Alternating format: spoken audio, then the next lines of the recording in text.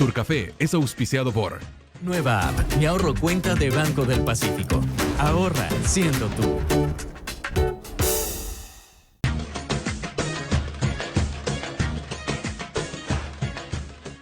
Hola a todos, bienvenidos a Turcafé. Hoy estoy con una mujer que además de ocupar un cargo importante dentro del gobierno, yo la defino como una mujer valiente. Así que tengo el placer de hoy conversar y de hacerle muchísimas preguntas a la ministra de Gobierno, María Paula Romo. Bienvenida. Muchísimas gracias, qué gusto estar aquí. Hemos planeado esta conversación ya hace algunas semanas, pero qué suerte que pudimos encontrar el espacio para hacerla. Gracias por recibirme y por tu café. No, gracias, muchísimas gracias por estar acá. Te defino como valiente porque me acuerdo de aquel 2004 en Cero Tolerancia, cuando el señor Carlos Vera te dice en pantalla a nivel nacional, usted, agradezco la valentía de estar acá, pero también debería sentirse, no me acuerdo qué palabra utilizó, porque usted está a favor del aborto. Y en ese momento tú le diste una respuesta que lo dejó caído. Dejar caído a Carlos Vera es complicado. ¿Qué fue lo que, de ese momento, qué recuerdas tú? Y la pregunta es realmente, ¿sigues a favor del aborto? Algunas cosas para responder esa pregunta. La primera es que efectivamente esa fue la primera ocasión en la que fui a una entrevista de televisión. Junto con mis compañeros, que entonces empezábamos lo que luego fue el movimiento Ruptura, pero en ese momento no nos llamábamos así, se llamaba así el evento que estábamos organizando. Nosotros no teníamos ningún nombre, pero estábamos organizando un evento porque se cumplían 25 años de democracia en el Ecuador. Hoy estamos cerca de cumplir 40 y nosotros lo que decíamos en ese momento era cómo veíamos el país y la democracia y la política desde una generación que tenía la misma edad que la democracia. Y la primera vez que fuimos a un programa de televisión fue efectivamente ese domingo. Qué avesado, ¿no? Con Carlos Vera. Sí, qué avesados. Y Carlos Vera del 2004 era... Ahora los jóvenes y los políticos jóvenes, chicos que estudian ciencias políticas o que les gusta la política, a veces preguntan, ¿no? Y dice, ¿y quién te hizo el entrenamiento para ir a medios? ¿Y cómo hacía? Y claro, nosotros éramos en realidad, no sé si entre valientes, audaces, pero teníamos muchas ganas de cambiar las cosas. Yo creo que eso sí. ¿Sigues teniendo las mismas ganas? Sí, sigo teniendo las mismas ganas, pero creo que son más difíciles de lo que creía hace 15 años. Pero esa fue la primera vez que fuimos a un programa de televisión. Y te atacó de una, fue una pregunta durísima. Así es. Y también era algo importante porque nosotros empezábamos a hablar de estos temas. Empezábamos a hablar, por supuesto que las mujeres llevan mucho tiempo defendiendo sus derechos, el movimiento de mujeres, pero había como un divorcio entre lo que se decía en los movimientos ciudadanos y su correspondencia en la política. Y en la política, los políticos no hablaban de anticoncepción de emergencia, derechos sexuales y reproductivos. Yo recuerdo en la Asamblea Constituyente, es decir, 4 años después de ese programa, en la Asamblea Constituyente, un legislador que decía, dejen de decir esas palabras porque estamos en el pleno de la Asamblea. Y nosotros preguntábamos, ¿cuáles palabras? Como si fuera una mala palabra, ¿no? Derechos sexuales, ¿qué necesidad hay que digan eso en el pleno, ¿no? Como algo de lo que no se tenía que hablar. Entonces, en el 2004, hablar de la diversidad sexual, hacer un manifiesto por la igualdad en el Día del Orgullo Gay, hablar del derecho que tienen las mujeres a no ser encarceladas por tomar decisiones, porque esa debe haber sido, no recuerdo exactamente cuál fue la respuesta. Tú le dijiste, pero creo yo que no estoy a favor del aborto, estoy a favor de que las mujeres tengan el derecho de elegir. Exactamente. Entonces, eso, por ejemplo, hace 15 años no se discutía desde el punto de vista de los políticos. Lo discutían los ciudadanos, pero los políticos pensaban que sobre estos temas es mejor no debatir. En ese momento, y hoy sigo pensando lo mismo, sigo pensando que las mujeres no deben ser encarceladas por tomar decisiones que creo que personalmente ya son lo suficientemente difíciles. No creo que nadie se plantea estar a favor de, sino en contra de que encarcelen mujeres por tomar estas decisiones. Y lo que se discute, y lo que se discutía también en mi época en la Asamblea Nacional, es en el caso específico de violación. Y entonces, que seguimos discutiendo hasta el día de hoy. Lo seguimos discutiendo hasta el día de hoy. En esa época no existían estas redes sociales tan mordaces de alguna u otra manera, y ahora se discute, pero se distorsionan tanto los temas. También fuiste una de las primeras mujeres que habló del feminismo como en ese momento, no digamos, a la opinión pública de manera hoy, que ya digamos que lo conversamos mucho más, de que tal vez ya somos muchas más las que nos atrevemos a decir, o hemos descubierto que cada una vive el feminismo a su manera. ¿Hacia dónde, cuál es tu visión? Porque es un concepto que hoy se está desvirtuando mucho, lamentablemente, y creo que hay muy poca información sobre el verdadero significado del feminismo, que más allá de que lo podamos repetir miles de veces, que una persona, en el cargo que tú tienes, lo diga, me parece válido, muy válido. Y la importancia de los hombres también en este movimiento. Me gustaría que me respondas esa pregunta luego del corte comercial.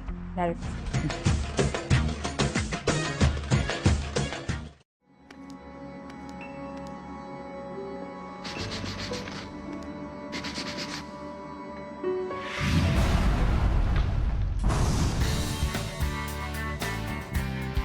Micos, el exterminador de hongos. Encuéntralo en talco, crema y spray. Oye, ¿cuánto van? ¿Cuánto van? Van $10. Pero mira, penal. Esto seguro termina en $20. 20. Con la nueva app, Mi Ahorro Cuenta de Banco del Pacífico. Ahorras festejando cada gol de tu equipo, porque tú eliges cómo y cuánto ahorrar, haciendo lo que más te gusta y sin darte cuenta.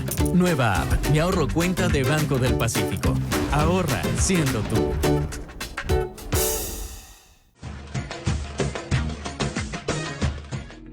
Gracias por seguir con nosotros. Seguimos con la ministra María Paula Romo. María Paula, el feminismo, ¿cómo lo vives? ¿Cómo lo estamos, desde tu rincón, desde tu cuadrado, cómo lo estamos enfrentando? ¿Y cómo ves al Ecuador en ese tema? Sí, me preguntabas qué pienso yo y cómo me defino yo. Yo me defino como una mujer feminista, sí, y creo que el feminismo es la reivindicación, la búsqueda de la igualdad. Esta es para mí, me preguntas, ¿qué busca el feminismo? Igualdad. El feminismo busca que no hayan diferencias que están basadas en tareas asignadas o en características asignadas a los hombres y a las mujeres. Hace algunos meses, cuando apenas me hice cargo del Ministerio del Interior, en una entrevista precisamente Carlos Vera me decía ¿para qué sirve o para qué está ahí una persona que tenga esta mirada en este tipo de trabajo? Y yo la verdad es que creo que es muy importante. En el Ecuador, para caracterizar la violencia, permíteme hacer un antecedente.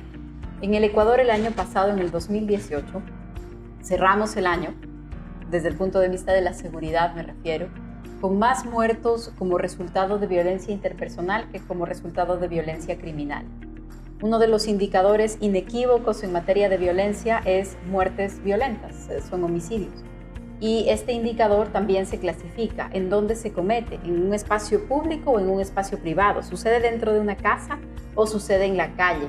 En el ámbito de qué relación. Si es que se trata de violencia criminal, es en el marco de una organización delictiva o de una actividad delictiva, pero si se trata de violencia interpersonal, sucede en el marco de relaciones humanas, de amigos que van al fútbol, de vecinos que tienen una riña, de pareja, de padres hacia hijos, de exparejas, de hijos de la expareja. Bueno, esta violencia se llama interpersonal. El año pasado, el 2018, al final del año, tuvimos el 52% de los asesinatos como resultado de violencia interpersonal. Este feriado, el feriado de Carnaval, tuvimos el feriado más, con menos violencia, con menos muertes violentas de los últimos 10 años. Entonces, ¿para qué sirve tener una mirada sobre la igualdad, sobre los derechos, sobre la violencia en las relaciones? Creo que para entender este fenómeno y la manera en la que se tiene que abordar desde puntos de vista más complejos. Para hablar de ese mismo feriado, uno de los asesinados fue un niño de 8 años. La expareja de su mamá los esperó cuando regresaban a la casa y los atacó con un machete. A la mamá, que era su expareja, a su hija mayor, una niña de 11 años me parece, y a su niño de 8 años. Quien resultó muerto de ese ataque fue el niño de 8 años. ¿Qué es lo que estamos haciendo mal en el Ecuador en este tema? ¿O qué es lo que estamos haciendo bien? A todo el mundo nos conmocionó el asesinato de Diana en Ibarra, obviamente. Pero, ¿qué se está haciendo? ¿Qué el ministerio, usted como ministra encargada de ese tema en particular, qué es lo que está pasando hoy? Varias cosas. Primero, desde el punto de vista del Ministerio del Interior, tenemos un sistema de alertas tempranas para registrar a mujeres que en este caso, en este tipo de casos, sienten que su vida está en particular riesgo, ¿no? Entonces, esto es un programa importante. Aquí en Guayaquil, incluso antes de estos programas, desde la Policía Nacional, ya tenemos también un sistema de atención, de alerta temprana para mujeres víctimas de violencia en prevención de femicidios. Esto implica que se registran, tenemos una alerta especial, cada policía que tiene dividido un territorio, ¿no? Cada policía, cada grupo de policías tiene un territorio, unas manzanas que le corresponde como responsabilidad a uno de los ejes de la policía. Entonces, quienes están en ese territorio saben en ese barrio, si es que por supuesto existen denuncias, saben en ese barrio quién tiene una medida cautelar, la visitan de manera más continua. Tenemos un programa de botones de pánico instalados en los teléfonos de quienes así lo quieran. Es un servicio que da la policía. Pero es muy importante también decir esto, por el tipo de violencia, porque es una violencia que se produce dentro de la casa, porque el agresor es una persona conocida, que vive ahí, que duerme con la víctima. Entonces es muy difícil que la respuesta policial sea la última o la única cosa que se puede hacer. Desde el punto de vista del Estado, hay mucho también que se está haciendo en educación, en inclusión social, en salud, porque esto no es solamente policial. Y se está capacitando también a la policía, porque muchas, con las personas que he estado conversando, es que ahí hay desinformación. A veces llega la víctima, pone la denuncia y a veces hay respuestas como, por ejemplo, ¿qué habrá hecho usted? Así es. ¿No? ¿Qué fue lo que le hizo? Por algo habrá reaccionado así. Entonces hay una especie como digo, no hay sororidad por una parte y tampoco hay empatía por otra. Yo voy a ensayar un término para lo que hay en la sociedad. Hay complicidad con los agresores, porque somos parte de esta misma manera de pensar. Lamentablemente es así. Y muchas veces las preguntas de un fiscal, las preguntas de un juez, los comentarios de un juez, la forma en la que la prensa enfoca los casos, los titulares, los comentarios que se hacen en la mesa del domingo. ¿Qué le pasó? Pero ¿y cómo estaba vestida? ¿Y en dónde estaba? ¿Y qué hacía a esa hora fuera de su casa? Porque al final somos parte de un sistema que justifica este tipo de agresiones. Es de eso de lo que estamos hablando. No estamos hablando de un delito en particular que todos repudiamos. Estamos hablando de una forma de pensar que les asigna a las mujeres un comportamiento, un lugar, unos horarios, una manera de ser, y que cuando no se ajustan a eso justifica lo que les sucede. Entonces, por supuesto hay capacitación en la policía y por supuesto que falta mucho más. Y también yo misma he sido parte, daba una clase, ahora no doy clases ni hago nada más que no sea dedicarme al ministerio, pero daba una clase sobre los temas del feminismo en el derecho penal, las sentencias que uno llega a ver, los casos, las preguntas, los interrogatorios. Se demora demasiado el tema. Así es. Conversábamos antes de iniciar la entrevista. Voy a citar un caso personal. Yo soy muy involucrada en el tema de una niña que fue abusada, violada en Manabí. Producto de eso está embarazada, tiene 11 años. Hasta el momento no hay orden de captura, hasta el momento no existe nada. Y yo me pregunto, ¿por qué? Entonces recurro a la persona que creo que me va a solucionar todos los problemas o que tiene toda la capacidad para poder decirme, no pasa esto, esto y esto. Pero no es solamente esta niña, hay muchísimos casos. Y yo sé que no compete directamente el Ministerio del Interior, que es la judicatura, jueces, fiscales, etcétera. Pero ¿por qué? O sea, yo quiero saber por qué.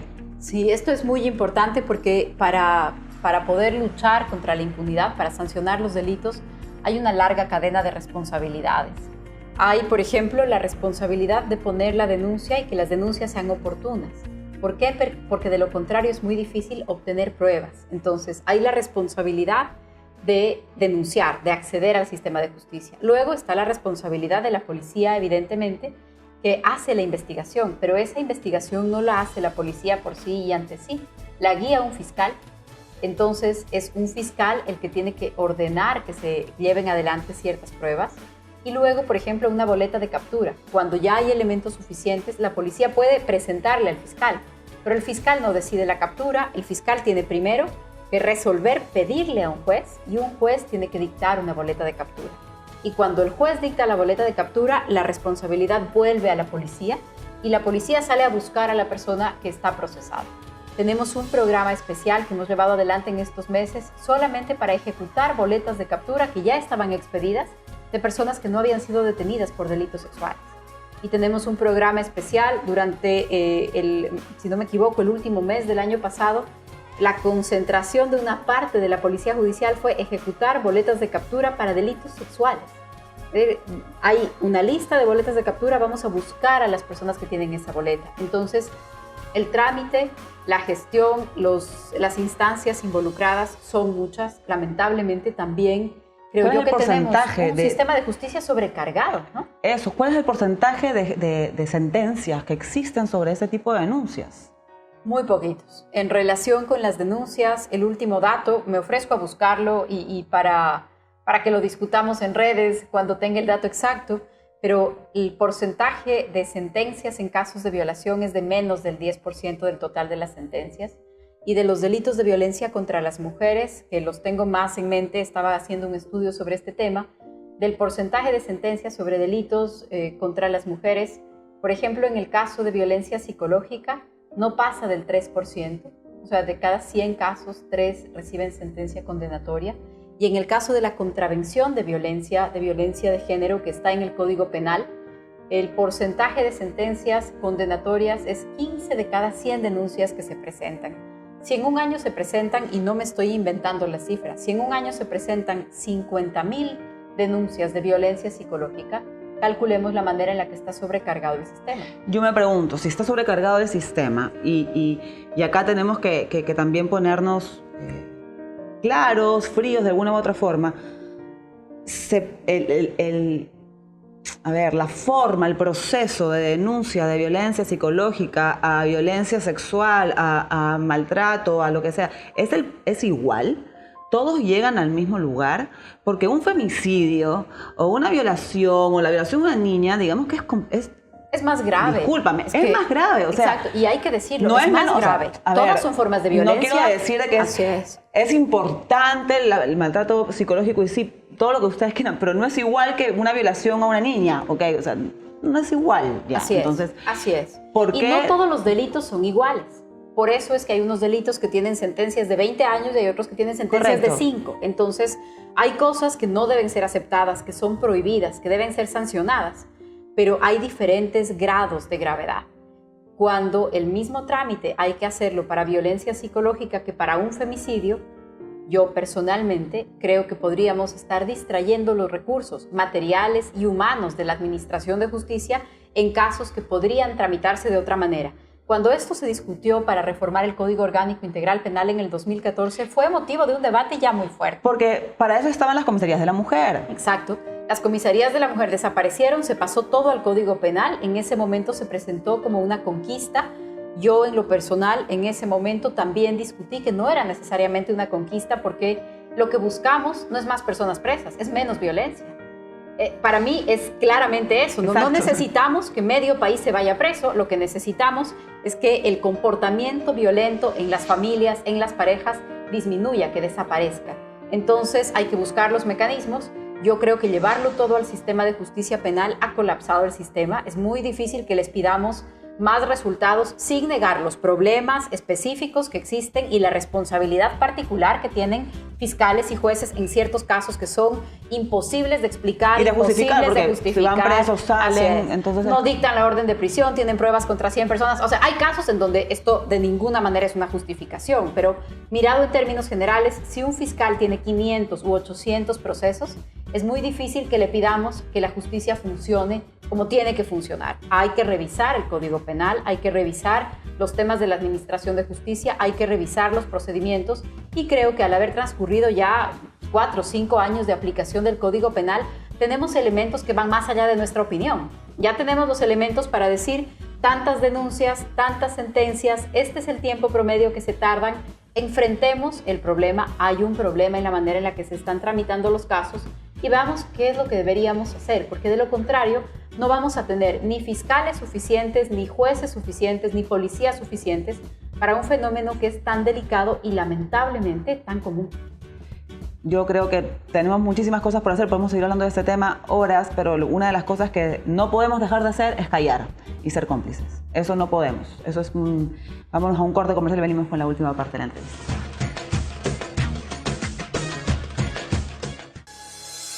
¡Ya mi tío! Llegó el pelado Brian con el nuevo Hellbone, harto ñengo flow. Ponte gel, ponte gel, ponte Hellbone. Engrúpelas a todas con flow fijación. Pintero muy extremo y duradero como yo. Ponte pilas bro, con tu presentación. Nuevo Hellbone para mi gente.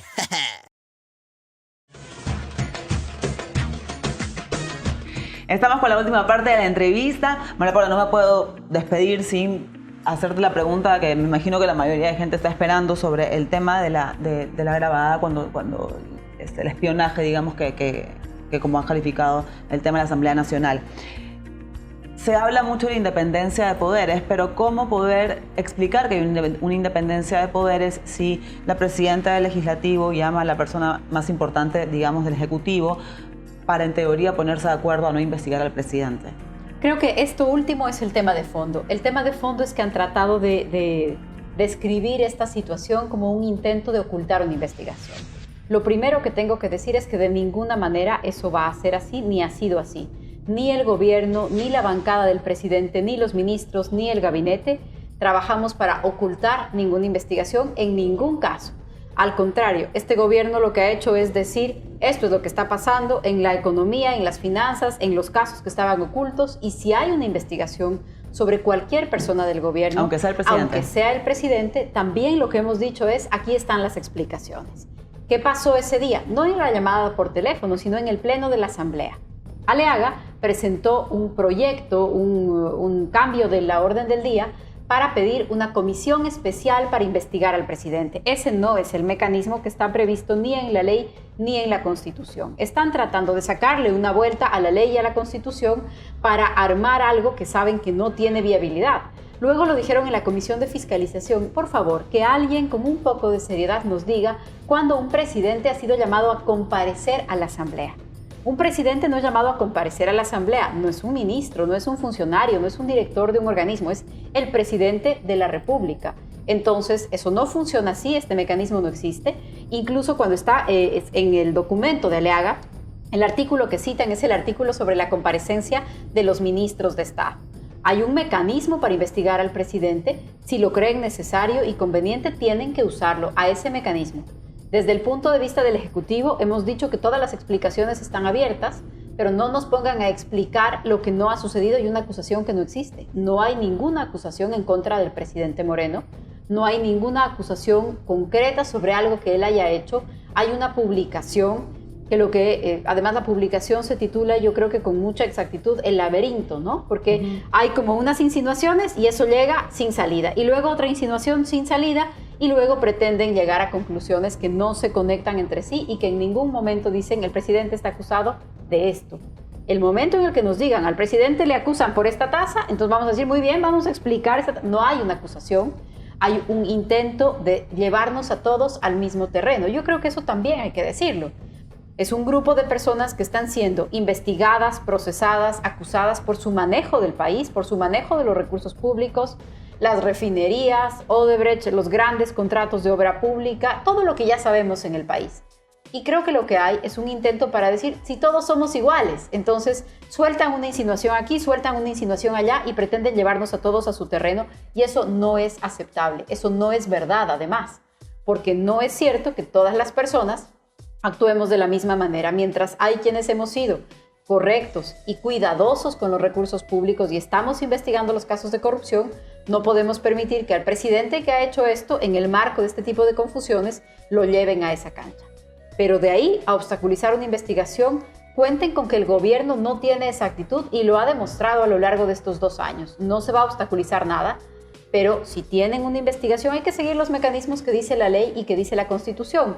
Es por eso que ese mismo día, en esa misma votación, en el transcurso del mismo minuto, porque además no es que hay una votación o un llamado y luego una negociación y una votación. La votación se produce en ese mismo momento.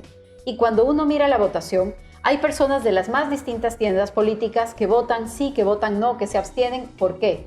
Porque la propuesta era tan confusa y el mecanismo era inadecuado que algunas personas dicen hay que ponerlo en el orden del día para precisamente poder decir que esa no es la vía. Hay personas que dicen no hay que permitir que se ponga porque esa no es la vía. Pero al final del día lo que tiene que quedar claro es que el gobierno no va a obstaculizar ninguna investigación, pero tampoco va a permitir que a nombre de la fiscalización se hagan unas vueltas en contra de la ley para llevar procedimientos que no están previstos. María Paula, ¿qué le dirías a Rafael Correa si lo tuvieses enfrente? Hoy. Yo no creo que hay posibilidad de tenerle enfrente porque ahora pasa detrás de una cámara de la computadora. La justicia lo quiere tener enfrente, el país lo quiere tener enfrente para explicar las cosas, pero me parece que su estrategia es precisamente el no enfrentar los temas, así que no creo que haya una posibilidad de eso. Y creo que no es un asunto personal, no es decirle a él, es un asunto de mirar cómo se trató un contrato, en dónde está el dinero, qué hizo la justicia, cómo hacemos para que no vuelva a repetirse. No es personal, es institucional, es lo que provoca eso para el país y para los ciudadanos, no es un asunto personal. Bueno, María Paula, muchísimas gracias por haber estado aquí. Muchas gracias. Te agradezco a ti. tu tiempo y Qué todo. gusto. Y gracias también por todo, por la, digamos, por la claridad para hablar de los temas. Muchas gracias a ti. Gracias a ustedes y nos vemos la próxima semana. Chao.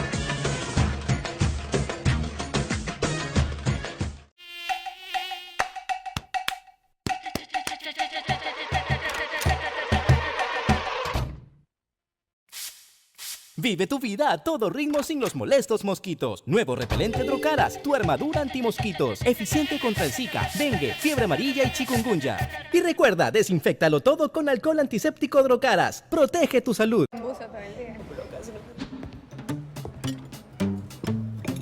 Oye, ¿sí sabes que si comes eso vas a subir? Sí, obvio. Voy a subir 2. Voy a subir $2 en ahorros.